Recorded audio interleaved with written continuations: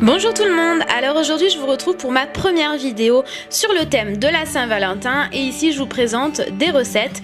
Toutes les mesures des ingrédients seront en barre d'infos, la température du four, le temps dans le four, etc. Tout sera en barre d'infos et ce sera bien plus simple.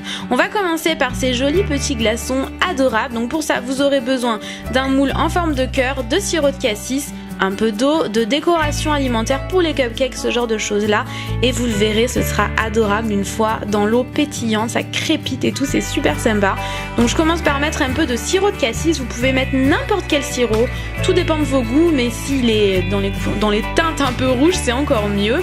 Ensuite, je mets mes petites décorations alimentaires, je mets un petit peu de choses différentes, des petits cœurs, des petites boules dorées, c'est assez sympa. Et je vais ajouter bien sûr de l'eau, donc ne faites pas comme moi, n'y allez pas avec le verre comme ça, parce que croyez-moi, j'en ai mis partout sauf dans mon moule.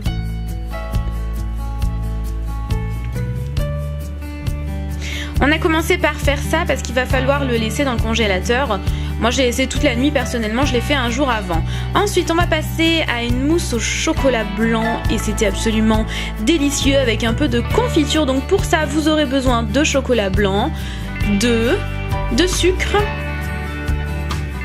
de confiture, celles-ci sont bio donc je ne peux pas vous en recommander, de verrine, donc moi c'est des verres à Nutella, et d'une pincée de sel. Alors je sépare le jaune du blanc, c'est très important de bien séparer le jaune du blanc. Moi c'est une catastrophe, je déteste faire ça, mais bon c'est pas grave, je l'ai quand même fait, j'ai quand même réussi.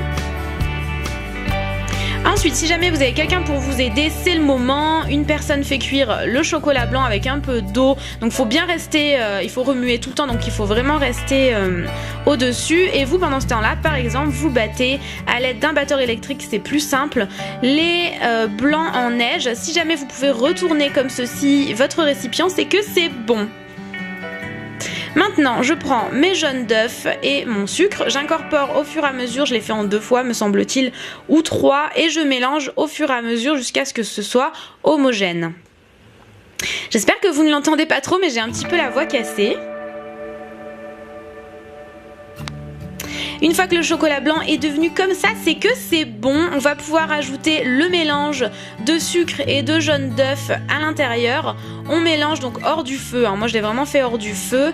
Et voilà, c'est aussi simple que ça, c'est très facile. J'incorpore ensuite au fur et à mesure à mes blancs montés en neige. Essayez de le faire le plus délicatement possible pour ne pas casser la mousse. Sinon, ça ne sera plus mousseux et c'est un peu le but d'une mousse au chocolat. Donc voilà, essayez vraiment de le faire délicatement. Ça prend un peu de temps, mais bon voilà, c'est assez rigolo à faire, donc c'est plutôt sympa. Je l'ai vraiment fait en plusieurs fois, hein. Je crois que je l'ai fait en 3 ou 4 fois quand même, d'incorporer ma préparation. Et une fois que vous obtenez ça, c'est que c'est bon. Dans mes verres à Nutella qui sont très sympas, je mets ma confiture de fraise. Vous pouvez très bien prendre de la confiture de framboise, mais il me semblait que si jamais c'était bien rouge, c'était quand même assez sympa. Et j'ajoute ma mousse. Je vais laisser... ensuite au frigo mes mousses histoire que ça prenne bien au frigo pour ensuite ajouter la décoration. Maintenant on va passer à ce rainbow cake en forme de cœur. Mon moule en forme de cœur vient de chez Ikea, vous pouvez le trouver toute l'année chez Ikea. Et j'ai fait un rainbow cake rose pâle et un rose un peu plus fuchsia et je trouvais ça assez sympa. C'était mon premier donc j'étais quand même assez contente de moi. J'ai besoin donc de lait, de beurre, de crème liquide, des œufs, un sachet de sucre vanillé, un sachet de levure chimique, du sucre, de la farine.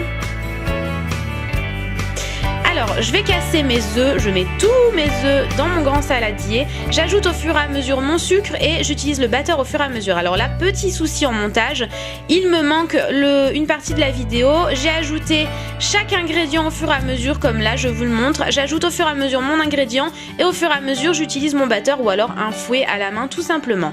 Maintenant, je vais séparer ma pâte à rainbow cake en 2, j'utilise du colorant alimentaire rouge donc j'en mets assez peu dans un de mes 2 saladier pour obtenir ce rose pâle et j'en mets un peu plus dans l'autre saladier pour obtenir ce rose fuchsia. Maintenant, j'ai séparé en fait encore une fois chaque préparation en deux. Donc j'ai mis la moitié de mon rose pâle dans mon moule. Je l'enfourne encore une fois, tout sera en barre d'infos, ne vous inquiétez pas pour les températures. Je laisse bien refroidir et à l'aide d'une assiette, je retourne et je laisse encore une fois encore plus refroidir. Sur le côté, là, je ne m'en occupe plus. Je vais faire ça pour chaque partie de mon rainbow cake, donc je vais faire ça 4 fois. Je voulais pas montrer, je trouvais que c'était pas très utile. Et en attendant, je prépare mon mascarpone avec mon sucre glace. Donc là, j'aurai besoin de 500 g de mascarpone et de 8 cuillères à soupe de sucre glace. Je mélange délicatement. Et c'est parti, j'ai commencé par mettre ma première génoise en fait, rose fuchsia. J'ai préféré faire dans ce sens-là, mais c'est vraiment comme vous le voulez. Vous pouvez également faire les couleurs dont vous souhaitez. Et je badigeonne de mascarpone, j'ajoute une génoise rose pâle, je badigeonne de mascarpone et ainsi de suite. Voilà, là j'ai donc ma deuxième génoise. J'ai réalisé toute seule ce rainbow cake et franchement je m'attendais à ce que ce soit beaucoup plus difficile que ça. La recette de base je l'ai prise sur Hervé Cuisine, donc je vous mettrai le lien de sa vidéo en barre d'infos. Voilà, moi j'avais jamais fait de rainbow cake. J'ai ajouté un peu de copeaux au final à l'intérieur de noix de coco comme Hervé avait fait dans sa recette. Donc je vous mettrai vraiment le lien de sa recette en barre d'infos. J'adore les vidéos d'Hervé Cuisine, donc c'est vraiment le moment de vous en parler. Et voilà, on arrive à la dernière génoise et là je vais badigeonner entièrement, c'est assez rigolo à faire d'ailleurs, j'ai beaucoup aimé. Je badigeonne entièrement de mon mélange de mascarpone et de sucre glace et j'étais assez contente du résultat. Franchement pour un premier rainbow cake je m'attendais à pire, donc j'étais plutôt contente. Voilà, je badigeonne, je fais bien la forme du cœur pour ne pas enlever sa forme originale.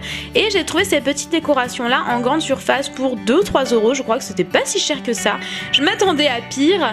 Et ensuite j'utilise un espèce de petit stylo de décoration alimentaire de couleur rouge.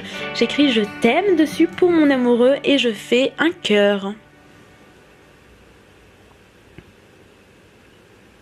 Ensuite je l'ai mis au frigo et je vais maintenant faire ma décoration, donc bien 3 à 4 heures plus tard quand même, de mes mousses au chocolat blanc. Là j'y ai mis un espèce de petit biscuit très fin au chocolat noir, ici un petit calisson de couleur framboise. Je trouvais ça assez joli et j'ai rajouté des paillettes, donc bien évidemment des paillettes alimentaires, ne pas mettre des paillettes pour les yeux ou ce genre de choses là dans la mousse au chocolat. Et c'est terminé pour mes 2 premières recettes. Maintenant je vais passer à la boisson qui est assez sympa, c'est assez joli avec les petits glaçons. Donc pour ça j'aurai besoin, donc c'est facultatif, de jus de citron, de sirop de cassis encore une fois et d'eau gazeuse. Le jus de citron c'est vraiment facultatif et vous pouvez en mettre vraiment du citron naturel et pas en bouteille, c'est vraiment comme vous le souhaitez. Je mets ensuite mon sirop de cassis, mon eau gazeuse et au dernier moment je sors mes glaçons parce que vous allez le voir qu'ils fondent encore plus vite avec le sirop à l'intérieur. C'est assez sympa par contre quand on le jette dans l'eau, donc vraiment à faire au dernier moment. Moi j'aime vraiment beaucoup, le résultat est assez sympa, vous voyez ça crépite et tout, enfin c'est trop joli, j'adore. Et j'en mets 2 par verre, vous pouvez en mettre bien plus si vous le souhaitez. Et voilà, les recettes sont terminées, j'espère que ça vous aura plu. N'oubliez pas que vous avez toutes les informations de temps de pause au frigo, du four, etc. Les mesures dans la barre d'infos, donc n'hésitez pas à aller la checker. J'espère sincèrement que ces petites recettes vous auront plu. Je vous fais d'énormes bisous et je vous dis à bientôt. Ciao ciao.